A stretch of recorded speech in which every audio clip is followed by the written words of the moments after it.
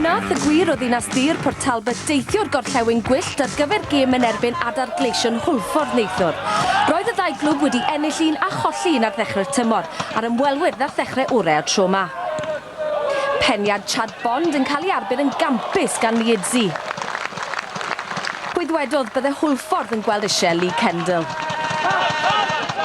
Doedd dim llawer i wahanu'r ddau dîm yn y hanner cyntaf ar ôl 35 munud, fe gafodd y tîm cartref i cyfle gorau nhw, ond ergyd Chris O'Sullivan dros y trawst a methu taro'r targed.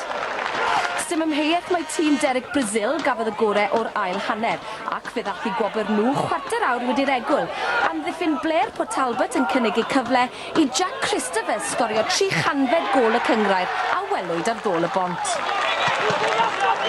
A 12 munud o'r diwedd fe gafodd yr adar gleision gyfle arall i fanteisio ar ymddiffyn gwan yr ymwelwyr.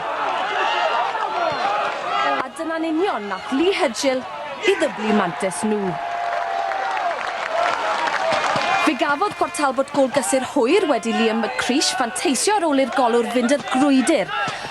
Ond doedd hynny ddim cweit yn ddigon i atal Hwlffordd rhag ennill i hail gêm gatref o'r tymor. Oedden ni'n gwybod oedd hi'n bwysig i ni gael y gol gyntaf yn yr ail hanner ac yn ffodus iawn gafon ni'r ail gol hefyd. Port Talbot yn pwyso erbyn y diwedd ond neis cael y fuddugoliaeth.